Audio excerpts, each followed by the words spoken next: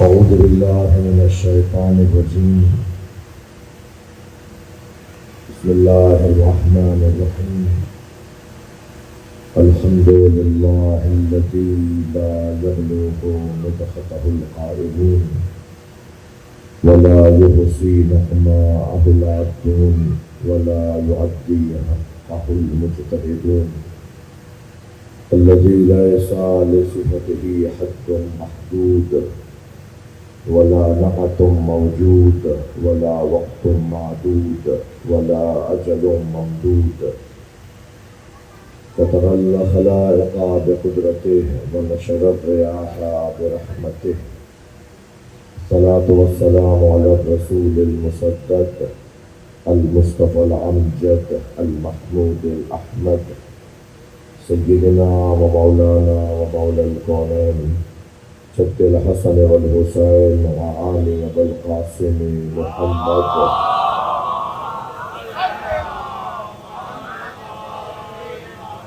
وآله الطيبين الطاهرين المعصومين الذين قال الله إنما يريد الله ليذهب عنكم الرجس أهل البيت ويطهركم تطهيرا.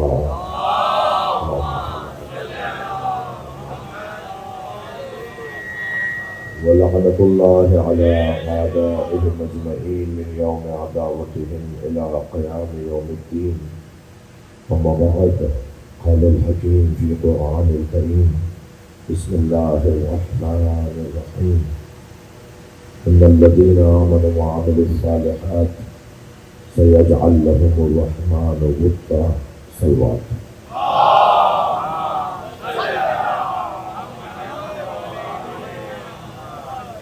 سورہ مبارکہ مریم کی آیہ کریمہ ہے جسے میں نے آپ کے سامنے پڑھا ہے. اللہ اپنے اس کلام میں صاحبان ایمان اور صاحبان کردار کو ایک عزت اور اعزاز سے نواز رہا ہے. یاد رہے، اللہ کی نہ تو کسی سے رشتہ داری ہے اور نہ ہی اللہ کا کسی سے پڑوس ہے. ہم پڑوس کی بنیاد پر بھی خیال زیادہ کرتے ہیں اور ہم رشتہ داری کی بنیاد پر بھی خیال زیادہ کرتے ہیں. ہم کہتے ہیں صاحب جیسا بھی ہے رشتہ دار ہے.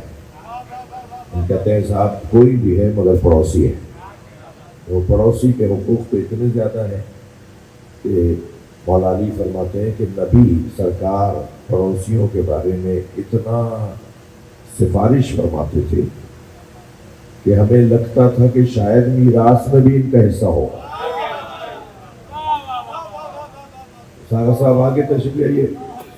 ڈاکٹر عقیل صاحب آگے.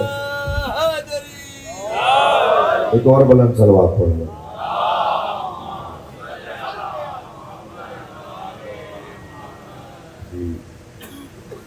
سکینہ زہرا جعفری مریض ہے. اس گلی میں اس محلے میں جو عزیز رہتے ہیں سنی شیعہ سارے بھائی، ان سب کی دعاؤں کی قبولیت کے لیے بلند صلوات پڑھیں.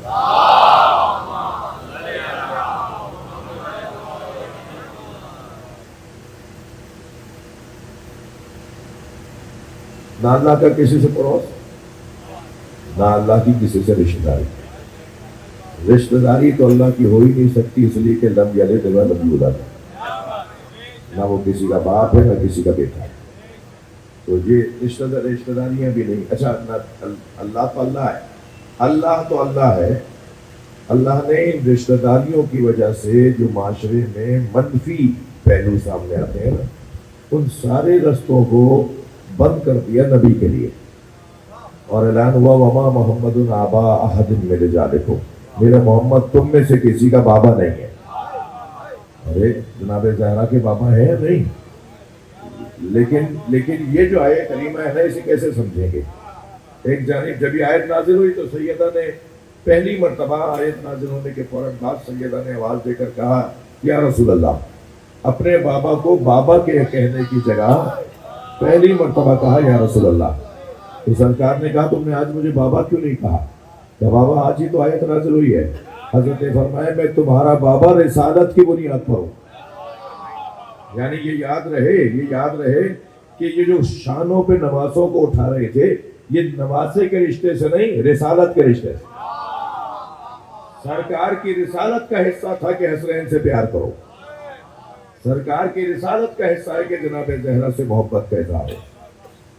یہ جو اللہ کے تو یہ چیز نہیں ہے، تو پھر کس بنیاد پر پروردگار عالم لوگوں کے ساتھ اس کا تعلق ہے، اس کا رشتہ ہے، اس کا تعلق ہے، اس کا عنوان ہے، اس کا عاطفہ ہے؟ اللہ سے ہمارا تعلق میں پھر آپ کی توجہات چاہوں گا۔ حضرت عیسیٰ کو ان کے چاہنے والوں نے ابن اللہ کہہ دیا کہ حضرت عیسیٰ اللہ کے بیٹے ہیں۔ جی یہ ہمارے جو مسیحی برادران ہیں، ہم انسانی بنیاد پر بھائی کہہ رہے ہیں انہوں نے، اور ویسے بھی مولائیوں کا مجمع ہے۔ علی مولا کے چاہنے والے سنی شیعہ میرے بھائی بیٹھے ہوئے ہیں۔ مولا علی نے تو یہ بہت روشن فرما دیا کہ تمہارے دو طرح کے بھائی ہیں، ایک تمہارا دین میں بھائی، ایک انسان ہونے میں بھائی۔ لہذا جتنا پیار تمہارا دینی بھائی میں ہونا چاہیے نا، اتنا ہی انسانی بنیادوں پر بھی تمہیں انسان سے پیار ہونا چاہیے۔ تو یہ پیغام ہے اس ورثہ کا۔ اما اخل لک فی الدین، مولا علی کا جملہ، مولا علی کا فرمان، اما اخل لک فی الدین اور نذیر لک فی الخلق۔ اے مالک، میں جہاں تمہیں گورنر بنا کے بھیج رہا ہوں مصر میں، وہاں تمہیں دو بھائی ملیں گے، ایک تمہارے دین میں تمہارا بھائی ہوگا اور ایک تم جیسے ہونے میں تمہارا بھائی ہوگا۔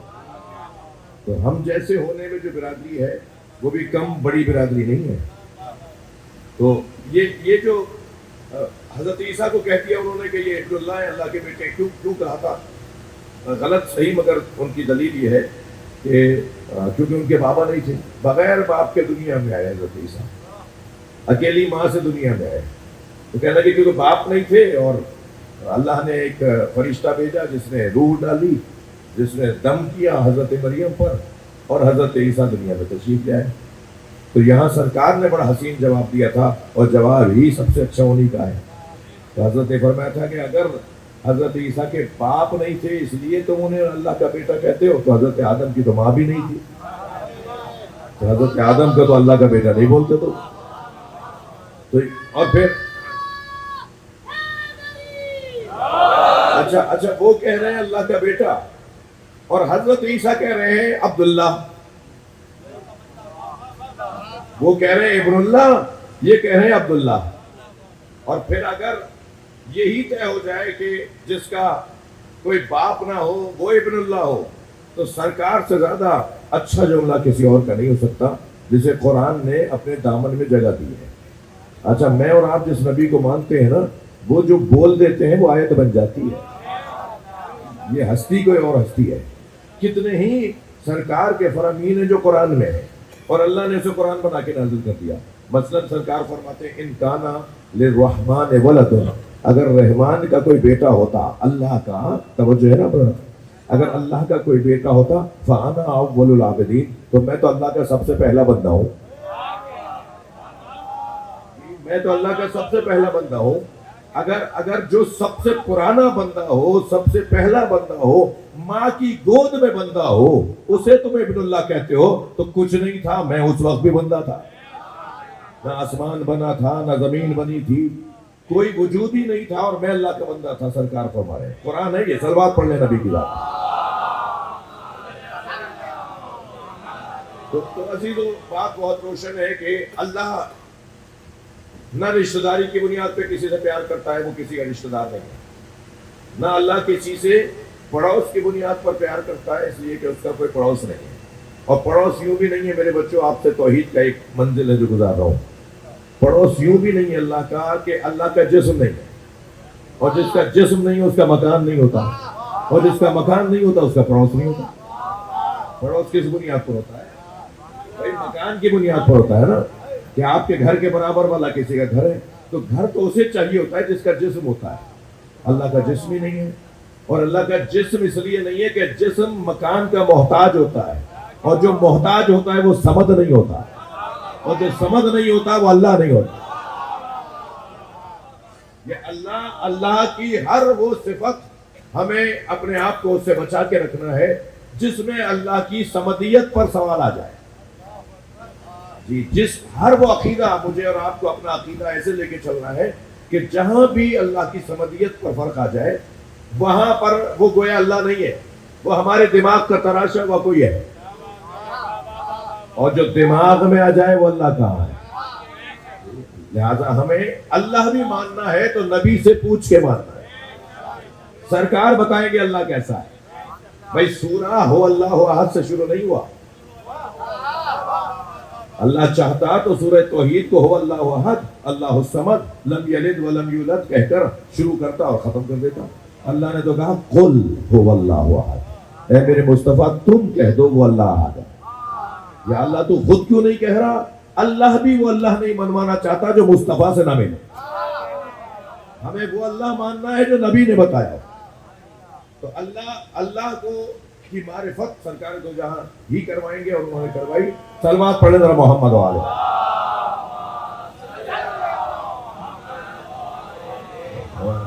مجھے کیونکہ ٹھیک 4 بجے ممبر سے اترنا ہے، تو ایسے ہی کروں یا نہیں؟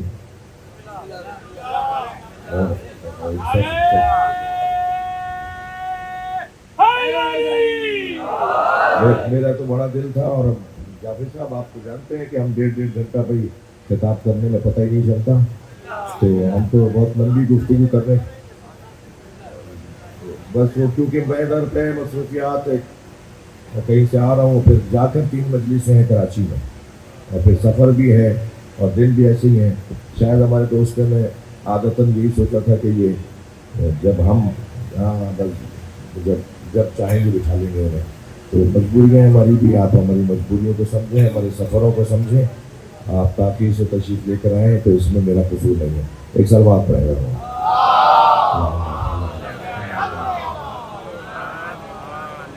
بات تھوڑی سی آگے بڑھی۔ میرا مقدمہ شاید جعفر صاحب یہاں مکمل ہو گیا کہ اللہ کسی سے ان بنیادوں پر محبت نہیں کرتا۔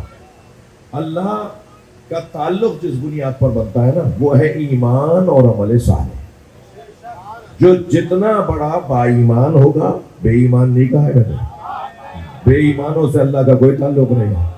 جو جتنا بڑا با ایمان ہوگا اور با کردار ہوگا، اتنا ہی اللہ کے قریب ہوگا، اور جو جتنا اللہ کے قریب ہوتا چلا جائے گا، اس کو پھر اس دنیا میں ایک اعزاز ملے گا۔ تھکے ہوئے تو نہیں ہے نا؟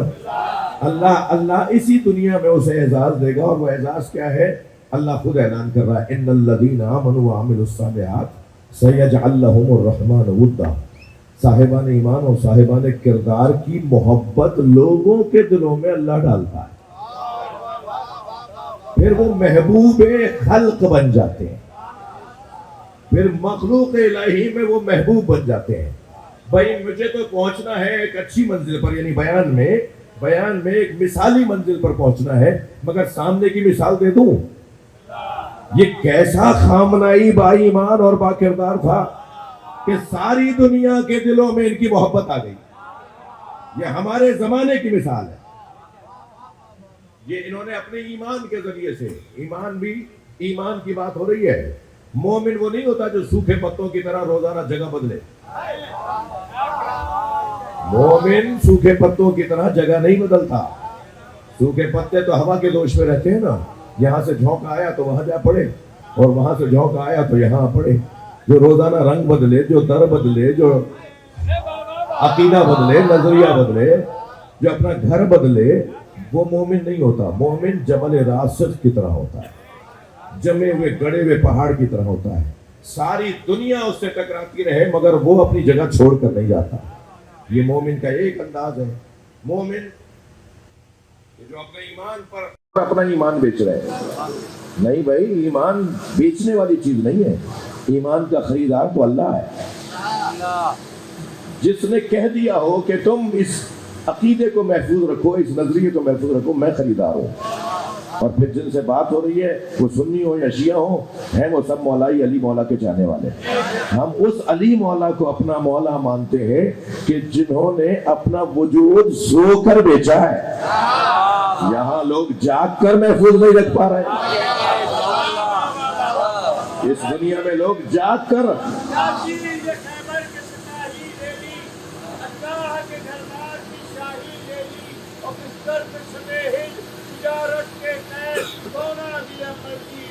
واہ، بلند صلوات پڑھیں محمد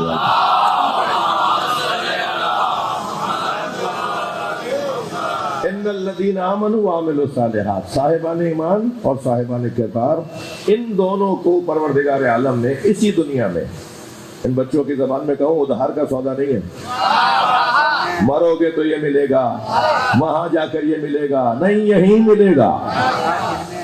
ایمان والوں کو اور کردار والوں کو اللہ یہی عطا کرے گا، اور وہ جو چیز یہاں عطا کرے گا وہ ہے محبوبیت، وہ ہے محبوبیت۔ زیادہ مولا علی علیہ السلام کا ذکر روکنے کی کوششیں ہوئی، پیسہ خرچ ہوا، درباروں سے فنڈ سے منظور ہوئے، لوگوں کو زندانوں میں ڈالا گیا، ہجرتیں کروائی گئیں، صعوبتیں برداشت ہوئیں، کتنا کچھ نہیں ہوا مولا علی کا ذکر روکنے کے لیے، جس کا ذکر جتنا زیادہ روکنے کی کوشش ہوئی اتنا ہی اس کی محبت لوگوں کے دلوں میں ہے۔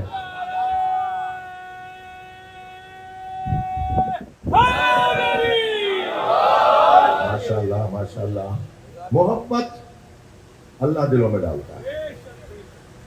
مجھے کچھ کام، بلکہ ہر کام کرنا چاہیے، لیکن میں کیا کروں کہ آپ ایک ہی معاشرے کے ہمیں، اس لیے یہ لفظ بول رہا ہوں، ہمیں کچھ کام تو طے کر لینے چاہیے کہ یہ صرف اللہ کے لیے کرنے ہیں۔ وہ پہلے کہا جاتا تھا کہ نیکی کر کنویں میں ڈال، اب کہتے ہیں نیکی کر میڈیا میں ڈال۔ اب کہتے ہیں نیکی کر میڈیا میں ڈال۔ جب تک یہ تصویر سوشل میڈیا پہ آ نہیں جائے گی، ایسا لگ رہا ہے جیسے اللہ قبول ہی نہیں کرے گا۔ ارے بھائی کوئی کام تو اللہ کی خاطر کر لو، کوئی کام تو اللہ کی خاطر کر لو، اور اللہ کی خاطر جو کام کیا جاتا ہے نا وہ کام چھپتا نہیں ہے۔ ہم اگر بتائیں گے نا لوگوں کو تو ہماری تو جتنی طاقت ہے اتنا ہی ہم بتا سکیں گے، اور اگر ہم نے اللہ کے حوالے کر دیا تو جتنی اس کی طاقت ہے اتنا ہی وہ ہمارا کام پھیلتا چلا جائے۔ یہ جو اللہ کی خاطر کام ہے، جو للہیت اور خدا کی خاطر کام ہے، اس کام کی برکت ایسی ہے کہ وہ کام کہیں بھی چھپ کر کیا جا رہا ہو پھر اللہ اسے عام کرتا ہے۔ اس کے عام کرنے کا ایک انداز یہ ہے کہ اللہ لوگوں کے دلوں میں محبت ڈال دیتا ہے۔ یہ آپ نے کبھی غور فرمایا کہ اب مجھے لگتا ہے کہ جس خطے میں، جس محلے میں مجلس پڑھا ہوں، یہاں بھی راجستھان کے لوگ ہی زیادہ رہتے ہیں، ہندوستان سے جو ہجرت کر کے آئے۔ میرے عزیز بھی تشریف فرمائے اہل سنت ہیں، اور ہمارے جو راجستھان سے الور، جے پور، اجمیر، ان علاقوں کے زیادہ تر لوگ ہیں نا، خاص طور پہ اس محلے میں۔ جو وہاں کا جو سنی ہے نا وہ بھی تعزیہ بناتا بھی ہے، اٹھاتا بھی ہے۔ آج کل بعض لوگوں کا دماغ خراب ہو گیا، وہ اور بات ہے، لیکن اگر وہ اپنے بزرگوں کو لیں نا کہ ان کے بڑے کیسے تھے، ان کے بڑے کیا کرتے تھے، تو ان کے بڑے جو ہے وہ کربلا کا ذکر کرتے تھے، گھروں میں تعزیہ بنایا جاتا تھا۔ بلکہ ہمارے یہاں تو اب تک خیر پور میں جو تعزیہ بنانے جاتا ہے وہ حیدرآباد سے جاتے ہیں، اور ہمیں تو کوئی شیعہ ملتا ہی نہیں ہے تعزیہ بنانے والا۔ ہاں، تعزیہ ساز، تعزیے کے کاریگر جو ہیں وہ حیدرآباد سے جاتے ہیں اور اہل سنت جاتے ہیں۔ تو یہ کام ہے اہل سنت کا اور شیعوں کا، یہ مشترکہ نہیں ہے۔ تھوڑا گردن لاؤ، وہ کس کا تعزیہ بنا رہا ہے؟ اہل سنت، امام حسین کا۔ اس کا بنایا وہ اٹھا کون رہا ہے؟ کہیں سنی اٹھا رہا ہے، کہیں شیعہ اٹھا رہا ہے۔ تو یہ ہمارا مشترکہ کام نہیں ہے۔ یعنی امام حسین کی محبت کیا شیعوں کی ملکیت ہے؟ امام حسین کی محبت شیعوں کی ملکیت نہیں ہے۔ امام حسین کی محبت تو اللہ کی ڈالی ہوئی ہے، تو کوئی نکال بھی نہیں سکتا۔ تو اب میں حدیث سنا دیتا ہوں آپ کو۔ سرکار فرماتے ہیں اِنَّا لِقَتْلِ الْحُسَيْنِ فِي قُلُوبِ الْمُؤْمِنِينَ حَرَارَةً لَا تَبْرَدُ أَبَدًا۔ اللہ نے حسین کی شہادت کے بدلے میں حسین کی محبت مومنین کے دلوں میں ایسی ڈالی ہے جو کبھی ختم ہونے والی نہیں ہے۔ اور پھر قرآن نے کہہ دیا سورہ مبارکہ مریم کے اندر کہ جو صاحبان ایمان اور صاحبان کردار ہیں ان کی محبت اللہ لوگوں کے دلوں میں ڈالتا ہے۔ اور جب سرکار کی گود میں امام حسین کو لا کے دیا گیا، آپ کی آمد ہوئی، آپ کی ولادت ہوئی، آپ دنیا میں تشریف فرما ہوئے، تو آپ نے گود میں لے کر وہ دعا پڑھی جو حضرت ابراہیم کی دعا ہے قرآن مجید میں۔ یعنی نبی نے پڑھی ہے اس لیے کہ قرآن نازل ہوا، نبی پر یہ آیت نازل ہوئی. یہ در حقیقت نبی سے پہلے حضرت ابراہیم نے بھی پڑھی تھی اپنے وقت میں، اور سرکار نے پڑھی تو وہ قرآن کا حصہ ہے. اور وہ دعا یہ تھی کہ ربنا فاجعل افئدة من الناس تهوی الیہم، یا اللہ لوگوں کے دلوں کو میرے حسین کی طرف موڑ دے. یہ جو امام حسین سے پیار ہے یہ نبی کی دعا ہے، یہ نبی کی دعا ہے جو قبول ہوئی ہے. نبی کی دعا قبول نہیں ہوگی تو کیا میری اور آپ کی ہوگی؟ وہ تو سب کی چاہیے، مگر نبی کی نہیں ہوگی تو پھر کس کی ہوگی بھائی؟ صلوات پڑھنے محمد و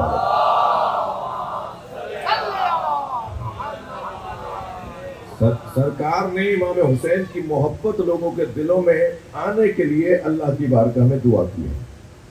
اور یقیناً ایسا ہی ہے کہ پھول تو پھول ہوتا ہے، اس کی خوشبو کو کہیں روکا نہیں جا سکتا. جس کا بھی شامہ سالم ہوگا نا سونگھنے کی صلاحیت، اس تک خوشبو آئے گی. وہ پھول خوشبو پھیلاتا رہتا ہے. اور کربلا والوں نے خاص طور پر امام حسین علیہ السلام سید الشہداء نے اپنے کمال ایمان کی بنیاد پر تھوڑی سا غور تو کریں. مجھے تو ایک پھانس چپ جائے، مجھے تو ایک اگر کوئی کانٹا چپ جائے تو میری ساری توجہ ہٹ کر اس کانٹے کے نکالنے میں لگ جاتی ہے. یہاں تو عجیب گھرانہ ہے کہ اگر تیر زانوں پر لگ گیا ہو تو یہ کہہ کر روک دیا جاتا ہے کہ انہیں سجدے میں جانے دو پھر تیر نکال لینا. اور جب حالت سجدہ میں پہنچتے ہیں مولا تو مولا کے زانوں سے تیر نکال لیتے ہیں، انہیں احساس بھی نہیں ہوتا. ذرا غور تو فرمائیں کہ اتنی مصیبتوں کے بعد بھی اگر زبان پہ شکر کے کلمات ہوں تو یہ ایمان کا اور عمل صالح کا ایک حسین جلوہ نہیں ہے؟ اس سے اچھا جلوہ شاید ہی ہمیں کہیں ملے کہ لاشوں پہ لاشیں اٹھا رہے تھے اور زبان پہ شکر کے کلمات جاری کر رہے تھے اور بار بار کہہ رہے تھے حبن علیہ انہ بین اللہ. امام حسین کی مناجات. ہاں میرے محترم سننے والوں، شعر کہنا، شاعر حضرات بھی تشریف فرمائے ہیں، شعر کہنا موسم اور حالات کے تقاضوں کے مطابق ہوا کرتا ہے. اگر موسم مناسب نہ ہو تو شاعر سے شعر نہیں ہوتا. اگر ذہن اس کا آسودہ خاطر نہ ہو تو شاعر سے شعر نہیں ہوتا.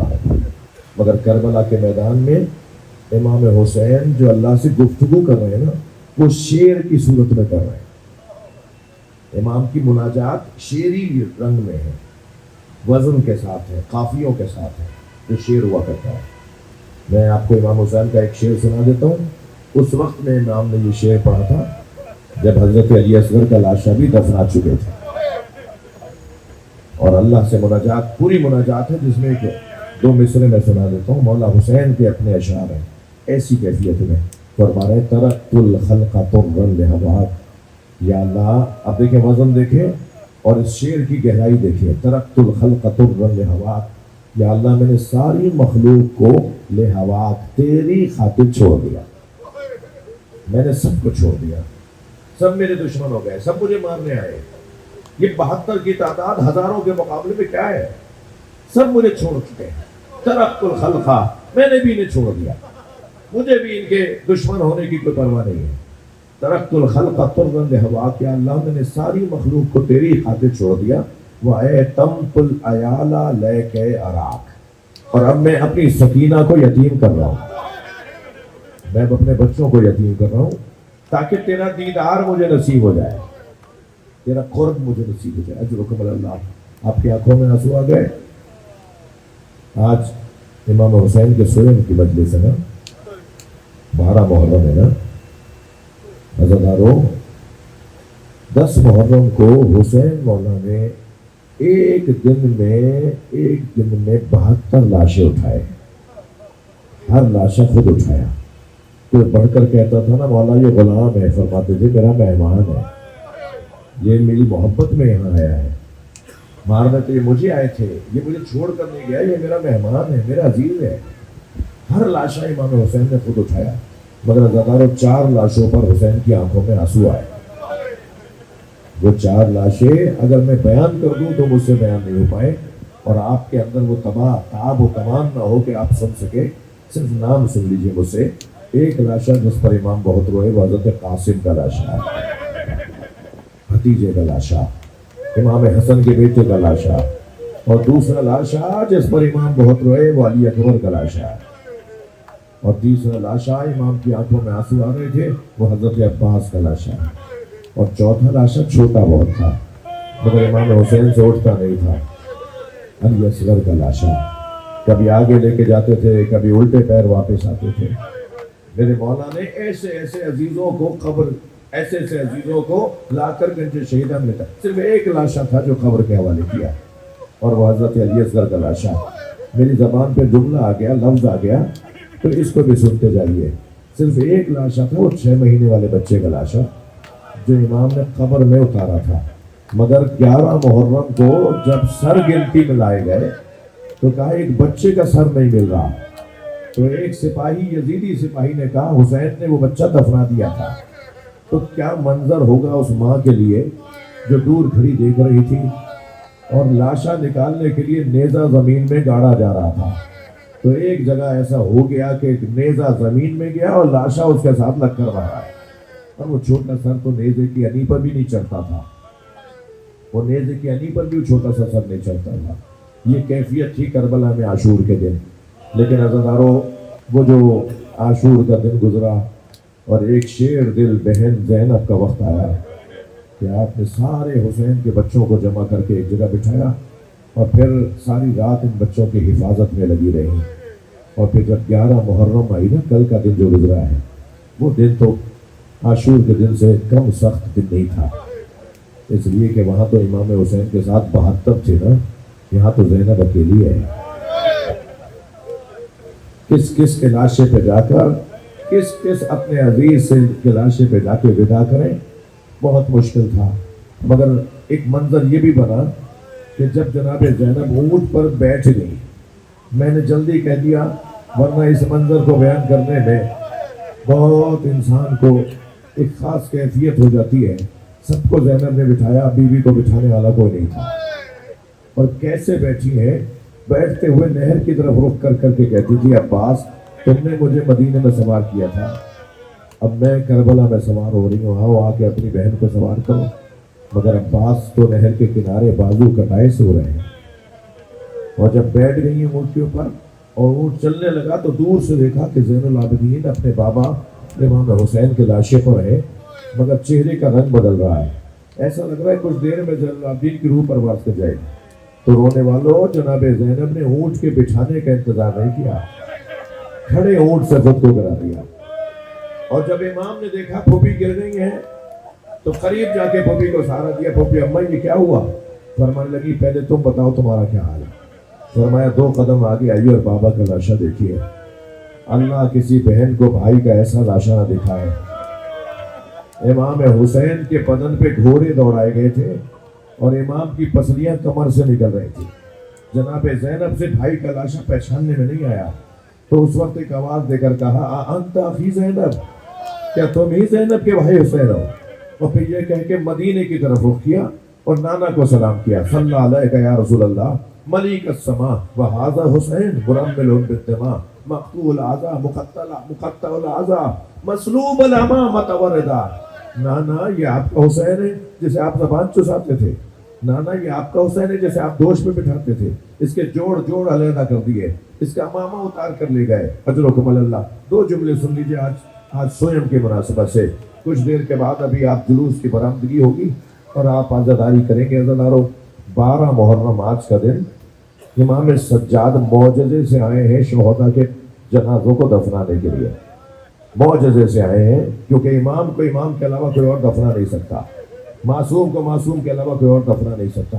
امام سجاد معجزے سے آئے اور بنی اسد کے لوگوں سے کہا ایک بڑی قبر بناؤ، ایک بڑی قبر بناؤ، ایک بڑی قبر میں سارے شہیدوں کو لٹایا۔ اللہ آپ کو کربلا لے جائے، کربلا میں وہ بڑی قبر جسے گنج شہیدہ کہتے ہیں آج بھی موجود ہے، جہاں سارے شہیدوں کو ایک ہی قبر میں لٹایا۔ اور اس کے بعد کتنے لاشیں رہ گئے؟ ایک علی اکبر کا لاشا، ایک حضرت عباس کا لاشا، ایک امام حسین کا لاشا اور ایک علی اصغر کا لاشا۔